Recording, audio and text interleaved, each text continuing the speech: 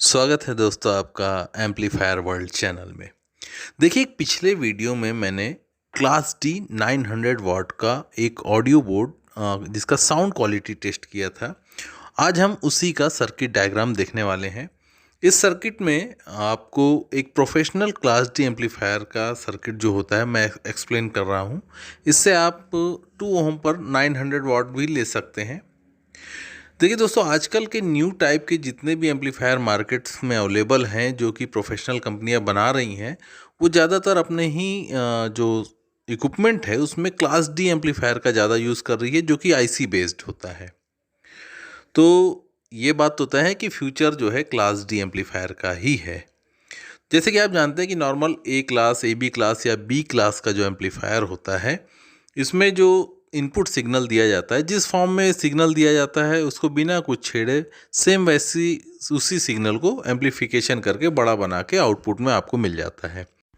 लेकिन class D amplifier के साथ ऐसा नहीं होता है। ये काफ़ी अलग तरीके से एम्पलीफिकेशन करता है। क्लास डी को जब आप साइन वेव सिग्नल इनपुट में देते हैं तो उसको कंपैरेटर आईसी के जरिए उससे कंपेयर किया जाता है और एक सॉ टूथ वेव जनरेट होती है, फिर उसे पल्स टाइप वेव जनरेट होता है जिसे गेट ड्राइवर आईसी को दिया जाता है, और गेट ड्राइवर आईसी मॉसफेट को पल्स फॉर्म में ही जो सिग्नल है उसे देती है। और यहाँ पर जो मॉसफेट है बिल्कुल ऑन ऑफ तरीके से वर्क करते हैं। एक ऑन होता है, दूसरा ऑफ होता है। और एक स्क्वायर वेव जो सिग्नल होता है उसको एक लो पास फिल्टर के जरिए फिल्टर करके हमें आउटपुट में मिलता है। तो एक फ़िल्टर कॉइल लगी होती है और ये फ़िल्टर कॉइल बहुत ही इंपॉर्टेंट रोल प्ले करती है क्लास डी एम्पलीफायर में। तो क्लास डी एम्पलीफायर दोस्तों एक या दो वीडियो में ख़त्म नहीं हो सकता, इसके कई सारे वीडियो बनेंगे और ये वीडियो आज की काफ़ी लंबी होने वाली है, तो बिल्कुल इत्मीनान से बैठिए। दोस्तों, ये क्लास डी 900 वाट का एम्पलीफायर ज़्यादातर आईसी बेस्ड है, यानी कि इसमें आईसी का रोल ज़्यादा है। और बिफोर हम आगे बढ़ें, इसका मैं आपको एक ब्लॉक डायग्राम एक्सप्लेन करना चाहूँगा। दोस्तों, यहाँ पर सबसे पहले सिग्नल जो है ब्लूटूथ या अदर कोई ऑडियो सिग्नल हमें कंपैरेटर आईसी TL71 इसमें फीड करना होता है। इसके बाद इस आईसी से एक आउटपुट निकलेगा। ये आउटपुट जाएगा एक लेवल शिफ्टर में। लेवल शिफ्टर से जो आउटपुट हमें मिलेगा, ये आउटपुट जाएगा एक इन्वर्ट लॉजिक में।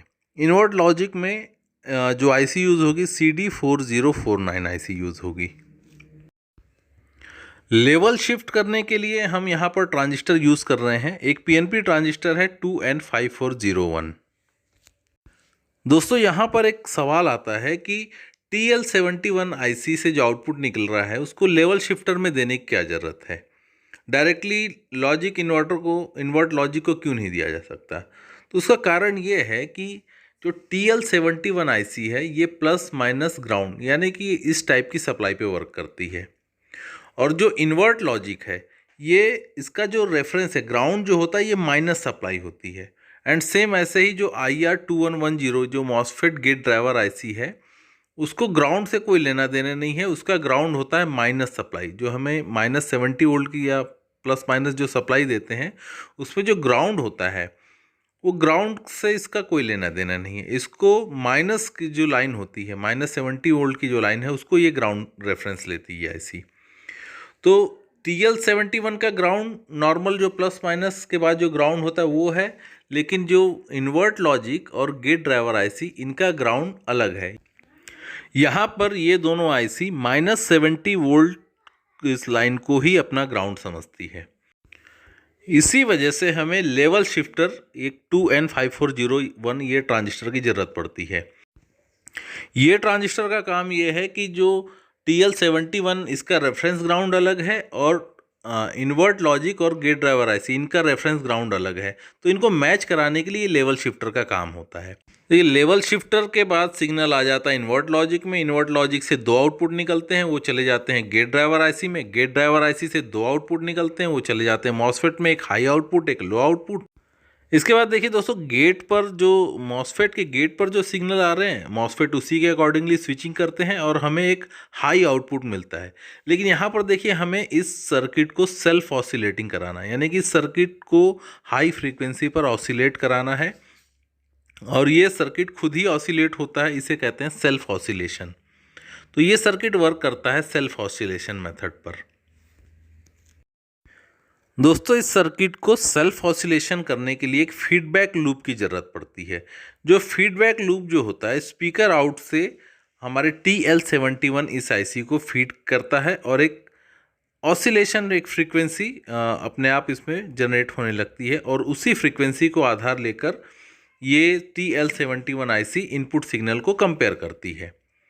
तो सेल्फ ऑसिलेशन का मतलब क्या होता है, मैं आपको यहाँ समझाना चाहूँगा। दोस्तों, आप सभी लोग ऑडियो फील्ड से जुड़े हैं, इसीलिए आपने कभी न कभी माइक्रोफोन का यूज़ किया होगा, यानी कि माइक का यूज़ किया होगा। और आपने देखा होगा कि जब आप माइक्रोफोन स्पीकर के सामने लेकर जाते हैं तो एक सीटी की आवाज़ आती है, कि विसल की आवाज़ आती है। यही है ऑसिलेशन। तो स्पीकर का आउट जब माइक के इनपुट में यानी कि फीडबैक में जाने लग गया तो ये एक लूप बन गया और वहाँ पर ऑसिलेशन होने लग गया। इस वजह से विसल की आवाज़ आपको सुनाई देती है। अब ये फ्रीक्वेंसी जो है आपको जनरली 1 किलो हर्ट्ज़ के आसपास सुनाई देती है, क्योंकि इसके सर्किट के अंदर, जो एम्पलीफायर सर्किट के अंदर जो कैपेसिटर्स लगे हुए हैं वो उस वैल्यू के लगे हैं कि वो ज़्यादा हाई फ्रीक्वेंसी पर नहीं जा सके। इसीलिए जनरली आपको 1 किलो हर्ट्ज़ के आसपास ये फ्रीक्वेंसी सुनाई देती है। जबकि हमने एम्पलीफायर में कोई एक्सटर्नल जो ऑडियो सिग्नल है वो नहीं दे रखा है। ये एम्पलीफायर अपने ही लूप के कारण ऑसिलेट हो रहा है और आपको एक विसल की आवाज़ सुनाई दे रही है। तो उम्मीद है आप सेल्फ ऑसिलेटिंग क्या होता है ये समझ गए होंगे। तो दोस्तों, आइए शुरू करते हैं सर्किट डायग्राम एक्सप्लेनेशन। तो सबसे पहले देखिए, हमें इनपुट सिग्नल जहाँ देना होता है ये मैंने ड्रॉ कर रखा है इनपुट सिग्नल। देखिए, इनपुट सिग्नल देने के लिए हमें एक ग्राउंड और एक रेजिस्टेंस के जरिए इनपुट सिग्नल फीड करना है इस एम्पलीफायर में। और इनपुट सिग्नल फीड करने के लिए जो रेजिस्टेंस है यहाँ पर, इसकी वैल्यू 1K है। इसके बाद एक कैपेसिटर लगाना है। ये 1K का रेजिस्टेंस आप चाहें तो बाईपास कर सकते हैं, इसको नहीं भी लगाते हैं तो भी ये काम करता है। इसके बाद दोस्तों, ये एक 10 UF 50 वोल्ट के कैपेसिटर या 63 वोल्ट के कैपेसिटर के जरिए ये सिग्नल आईसी में फीड होगा। यहाँ पर हमारी इनपुट आईसी जो है TL71 है। इसके अलावा दोस्तों, अगर हम चाहें तो इस सिग्नल को और भी ज़्यादा स्ट्रेंथिंग करके TL71 इस आईसी को दे सकते हैं, क्योंकि इस एम्पलीफायर का जो ये क्लास डी का एम्पलीफायर है इसमें ऑलरेडी गेन काफ़ी कम होता है और ये विदाउट मिक्सर तो इसका आउटपुट आपको बिल्कुल भी नहीं मिलेगा।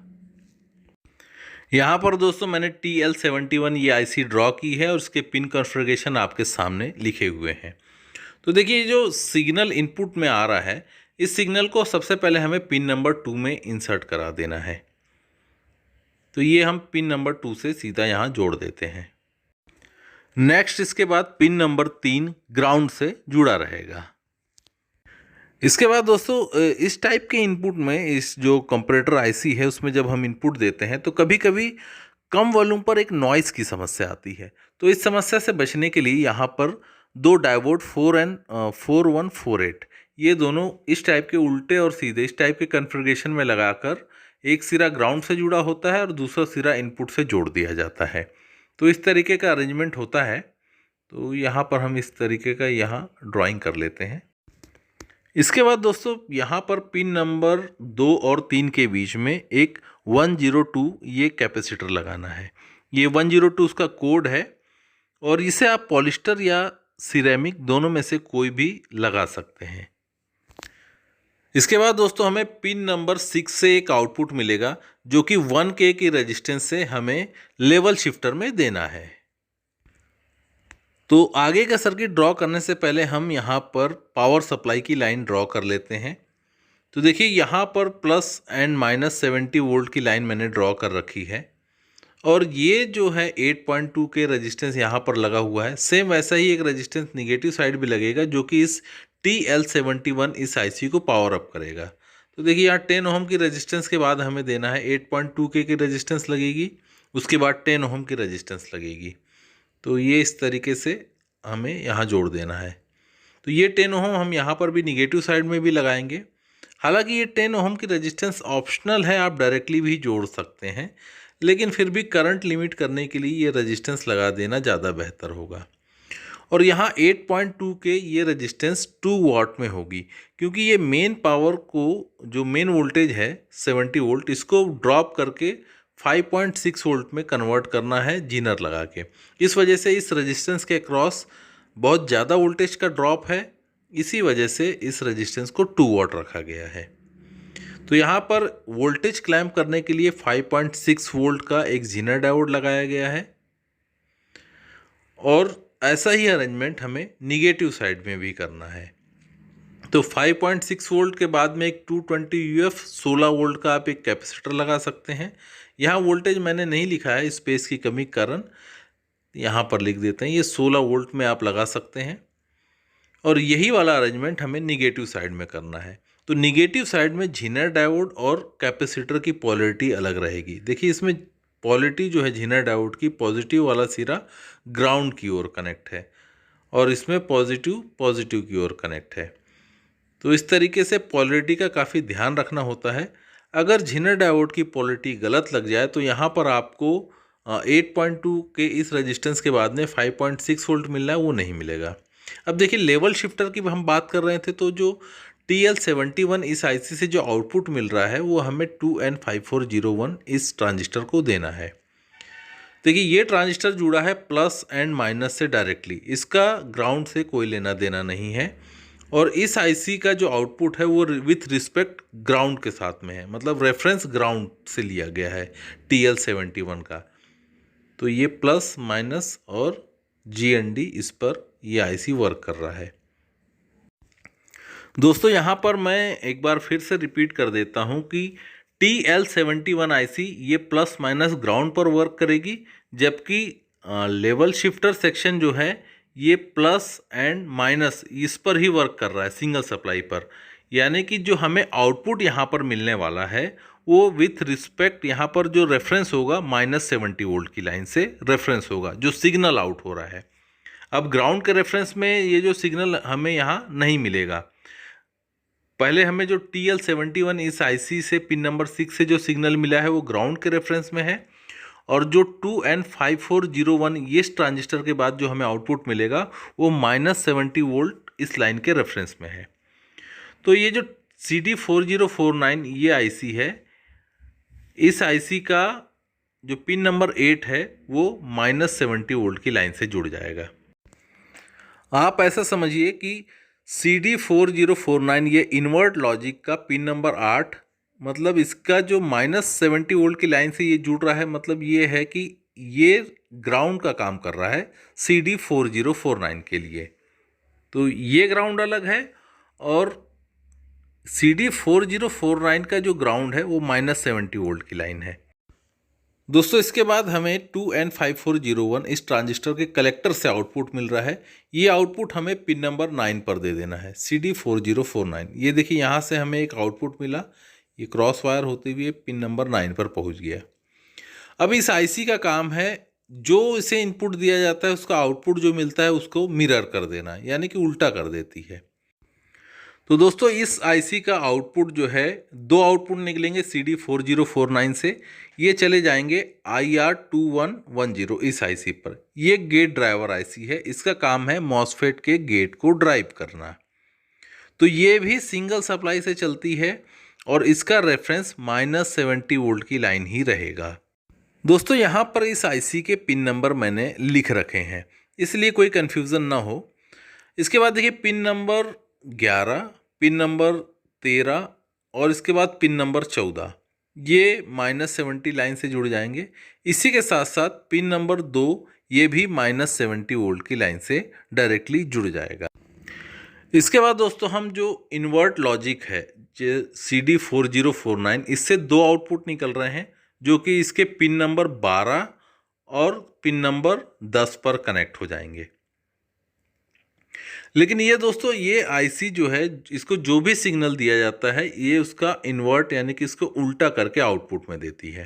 तो जैसे पिन नंबर 9 में जो सिग्नल जा रहा है, आप इसे समझ जाइए पिन नंबर 9 में कोई मेल यानी कि मेल पर्सन इसमें इंसर्ट हो रहा है, यानी कि एक टाइप का ये दरवाज़ा है। इस जादुई दरवाज़ा, इसके अंदर हमने एक मेल यानी आदमी एक घुसा दिया और ये बाहर निकल रहा है पिन नंबर 10 से, यानी कि दरवाज़ा नंबर 10 से ये बाहर निकला, 9 नंबर से गया ये अंदर, आदमी गया, और 10 नंबर के दरवाजे से हमें एक फीमेल बाहर आती हुई दिखाई दी। मतलब ये हुआ कि मेल इंसर्ट हुआ अंदर और आउटपुट में हमें फीमेल मिल गई। तो ये एक आउटपुट जो मिला है हमें 10 नंबर से, फीमेल आउटपुट, इसको फिर हमने 11 नंबर में इंसर्ट किया। अब 11 नंबर में इंसर्ट करने के बाद हमें जो दरवाज़ा नंबर 12 यानी कि पिन नंबर 12 से हमें फिर से एक मेल मिला, यानी कि फिर से एक आदमी हमें मिल गया। जो फीमेल अंदर गई वो हमें नेक्स्ट डोर से मेल बनती हुई बाहर मिल रही है। तो देखिए हमें 2 आउटपुट चाहिए, एक मेल चाहिए, एक फीमेल चाहिए।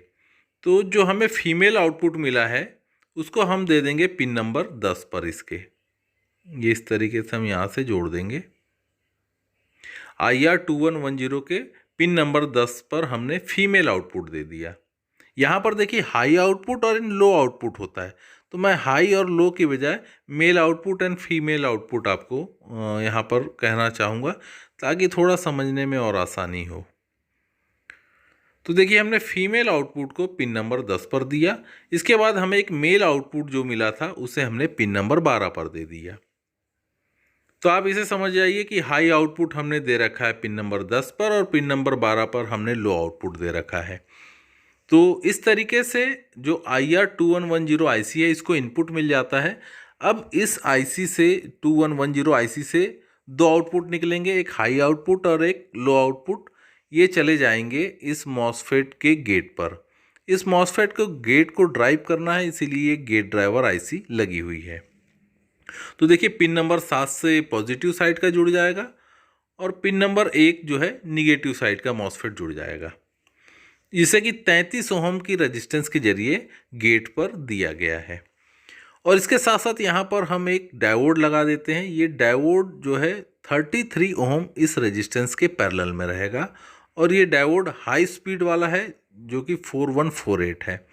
हालांकि यहाँ पर जो गेट पर जो करंट फ्लो होता है बहुत ही कम, मतलब नैनो एम्पियर में होता है, क्योंकि मॉसफेट का गेट आइसोलेट होता है, इसीलिए यहाँ कोई ऐसा हैवी डायोड नहीं लगा है।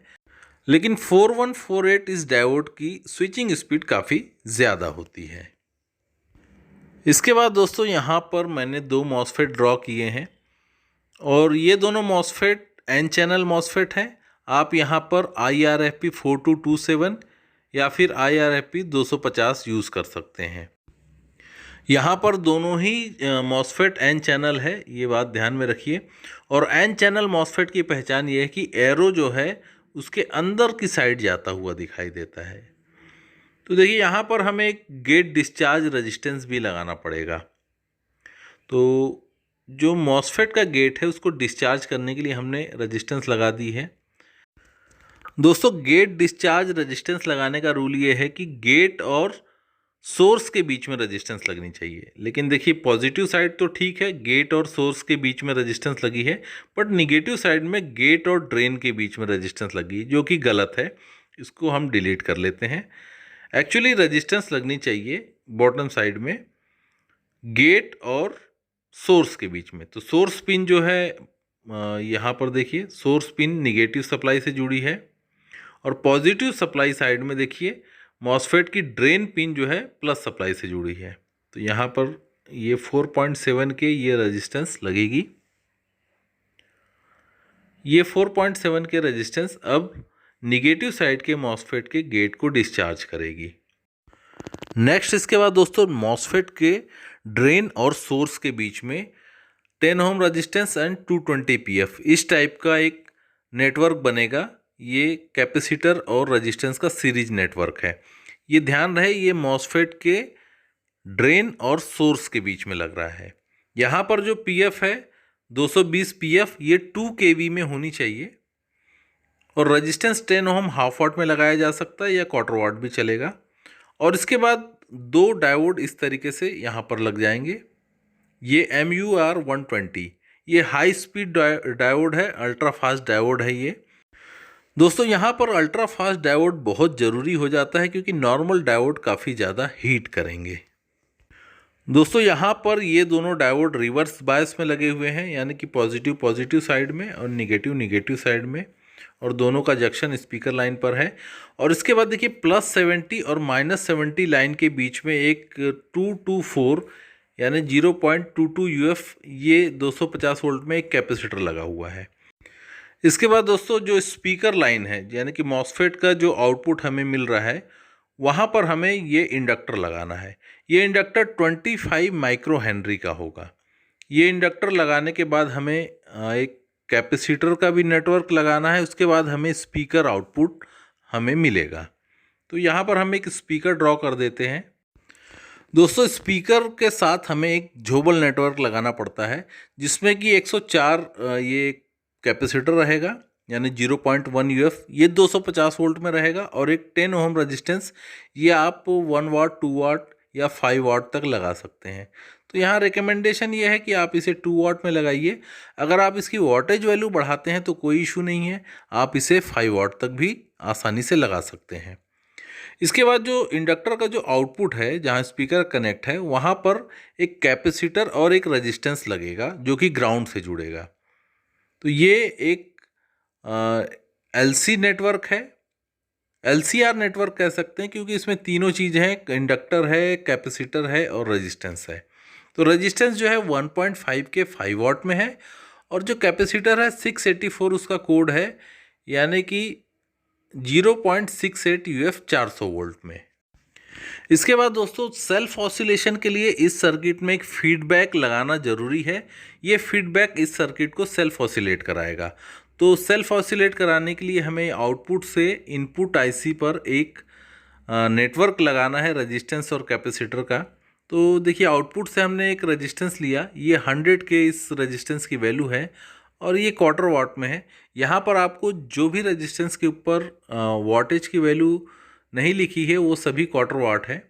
तो इस तरीके से हमें ये इनपुट पर जोड़ देना है ये फीडबैक। और यहाँ इनपुट और आउटपुट के बीच में देखिए इसका इनपुट पिन नंबर 2 पर हुआ है और आउटपुट है पिन नंबर 6। इनके बीच में रेजिस्टेंस और कैपेसिटर का एक नेटवर्क इस तरीके से जोड़ना है। तो ये दोनों कैपेसिटर सीरीज में जोड़ते हुए यहाँ जोड़ देना है और दोनों कैपेसिटर की वैल्यू 102 है। तो यहाँ पर आप इसे 2 kV में यूज़ कीजिए या 1 kV का भी चल जाएगा।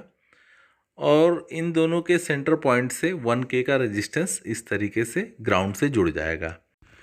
दोस्तों इतना अरेंजमेंट हो जाने के बाद ये सर्किट ये जो दोनों IC है ये दोनों IC को वर्क करने के लिए सेपरेट 12 वोल्ट की ज़रूरत पड़ती है जिसे कि हम बायस वोल्टेज कहते हैं। बायस वोल्टेज 2 तरीके से बनाए जा सकते हैं, एक तो सेपरेट SMPS लगा दिया जाए या फिर -70 वोल्ट और ग्राउंड का यूज़ करते हुए एक 12 वोल्ट का अरेंजमेंट किया जाए। लेकिन जो इस तरीके से ट्रांजिस्टर और जीनर लगाकर अरेंजमेंट 12 वोल्ट का किया जा सकता है, लेकिन इसमें क्या होता है जो ट्रांजिस्टर होता है वो काफ़ी ज़्यादा हीट करता है और कभी वो शॉर्ट हो गया तो ये पूरी IC जो है उससे जुड़ी हुई सारी IC ख़राब हो जाएंगी क्योंकि इससे ये दोनों IC ड्राइव हो रही है 4049 एंड 2110। तो ये दोनों IC actually MOSFET driver IC तो काफ़ी महंगी है और 4049 IC की कॉस्ट थोड़ी कम है, लेकिन फिर भी ये होता है कि दोनों IC ख़राब हो जाती है उस ट्रांजिस्टर के शॉर्ट होने से और जो मॉसफेट गेट ड्राइवर शॉर्ट होने से आपका मॉसफेट भी जल जाता है। इस वजह से आपका पूरा एम्पलीफायर बोर्ड बैठ जाता है और ये काफ़ी बड़ी कीमत चुकानी पड़ती है।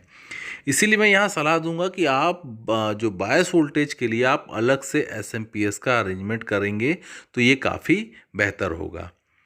तो देखिए जो हमारा CD 4049 इस IC का पिन नंबर 1 और 16 और 2110 का 8 एंड 9 ये पिन 10 ओम के रेजिस्टेंस से जुड़ा है और नेक्स्ट 10 ओम का एक और रेजिस्टेंस लेकर पिन नंबर 3 पर हमें यहाँ जोड़ना है जो कि 2110 का पिन नंबर 3 ये है।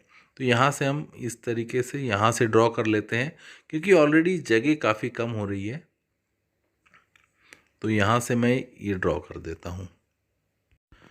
इसके बाद दोस्तों पिन नंबर 6 ये IC का पिन नंबर 6 इसे भी पावर सप्लाई से पॉजिटिव से जोड़ना है, लेकिन एक डायोड लगाकर जोड़ना है।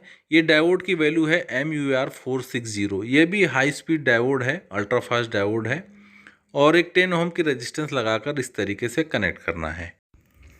इसके बाद दोस्तों इस आईसी को पॉजिटिव सप्लाई से भी एक रेफरेंस अगर मिल जाए तो ये परफेक्टली काम करेगी। इसीलिए यहाँ पर एक हाई वैल्यू का रेजिस्टेंस जो कि 15 के है, ये क्वार्टर वाट में है, इसे इस तरीके से जोड़कर बायस सप्लाई के साथ जोड़ दिया जाता है।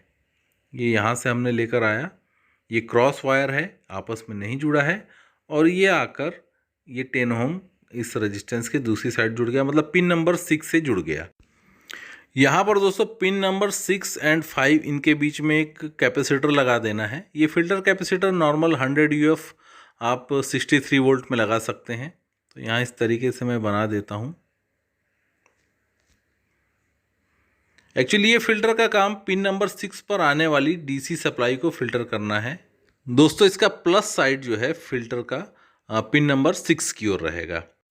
नेक्स्ट इसके बाद दोस्तों पिन नंबर 6 और 5 के बीच में ही एक डायोड लग रहा है। ये जीना डायोड है और इसका काम है वोल्टेज को क्लैम्प करके रखना, यानी कि यहाँ पर वोल्टेज वेरी ना हो। भले ही एसएमपीएस का भी वोल्टेज तो एक्चुअली वेरी नहीं होता है, लेकिन फिर भी आउटपुट में अगर थोड़ा बहुत वेरिएशन होता है तो ये जीना डायोड इस वोल्टेज को यहाँ पर क्लैम्प करके रखेगा।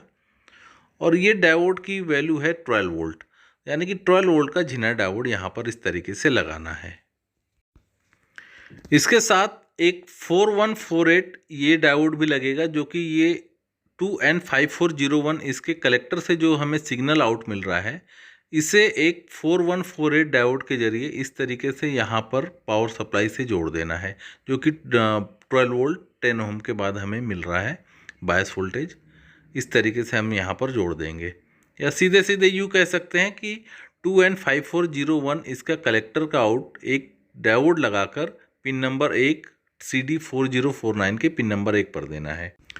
इसी के साथ देखिए दोस्तों पिन नंबर 2 जो है ग्राउंड से जुड़ा है और पिन नंबर 3 पर हमें बायस वोल्ट 12 वोल्ट मिल रही है। तो इस वोल्टेज को भी यहाँ पर फिल्टर करने के लिए एक कैपेसिटर लगाया जा रहा है पिन नंबर 3 और 2 के बीच में। पिन नंबर 2 एक्चुअली -70 वोल्ट की लाइन से जुड़ा है, जो कि 2110 के लिए रेफरेंस पॉइंट है।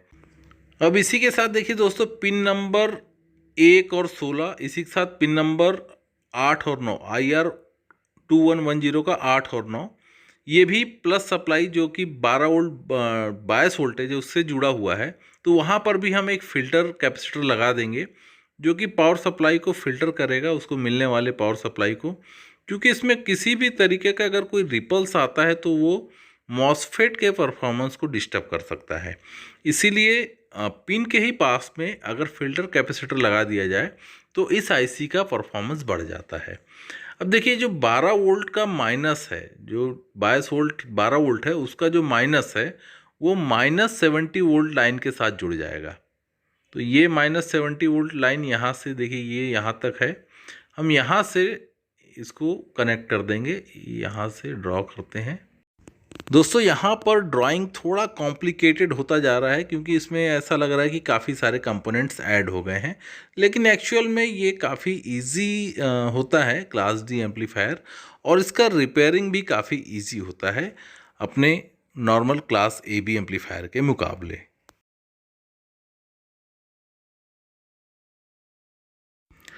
इसके बाद दोस्तों सर्किट तो ये लगभग कंप्लीट हो चुका है, लेकिन जो पावर सप्लाई की जो लाइन है, यहाँ रेकमेंड किया जाता है कि आप 330 यूएफ 100 वोल्ट के 3 कैपेसिटर लगा दें, या फिर आप 1000 यूएफ 100 वोल्ट का एक कैपेसिटर इस तरीके से लगा सकते हैं। तो यहाँ पर मैं ड्रॉ कर रहा हूँ ये 1000 यूएफ, एक्चुअली जगह नहीं है 3 कैपेसिटर दिखाने के लिए, इसीलिए मैं एक 1000 यूएफ 100 वोल्ट का एक सिंगल कैपेसिटर दिखा रहा हूँ। ये -70 लाइन पे जैसा अरेंजमेंट है, सेम वैसा पॉजिटिव लाइन पर भी अरेंजमेंट होगा। इसके साथ साथ रिपल को फिल्टर करने के लिए एक कम वैल्यू का कैपेसिटर जैसे कि 0.1 यूएफ, ये भी इसी के साथ लगा दिया जाएगा, जो कि ग्राउंड से जोड़ दिया जाएगा। इसका एक सिरा ये 104 250 वोल्ट में है। सेम ऐसा ही अरेंजमेंट आप पॉजिटिव साइड में भी कर दीजिए। पॉजिटिव साइड में भी एक 104 250 वोल्ट का कैपेसिटर हम लगा देंगे। दोस्तों अगर हम क्लास डी एम्पलीफायर को एसएमपीएस के साथ ऑपरेट करते हैं तो इसका परफॉर्मेंस काफ़ी अच्छा बढ़ जाता है, क्योंकि इसका डैम्पिंग फैक्टर एसएमपीएस के साथ काफ़ी अच्छा माना जाता है। तो दोस्तों ये सर्किट डायग्राम यहाँ पर कंप्लीट होता है। तो आपका बहुत बहुत शुक्रिया, आपने इस वीडियो को पूरा देखा। और अगर अभी तक आपने चैनल को सब्सक्राइब नहीं किया तो बिल्कुल कर लीजिए सब्सक्राइब। तो आगे आने वाले वीडियो में ऐसी कोशिश रहेगी कि क्लास डी को और भी सिंप्लीफाई किया जाए और इसके साथ छोटे साइज में इसकी पीसीबी बनाई जाए जो कि कार एम्पलीफायर में यूज़फुल हो सके। तो दोस्तों आज की वीडियो करते हैं यहीं पर ख़त्म और मिलते हैं नेक्स्ट वीडियो में। Thank you for watching and have a nice day.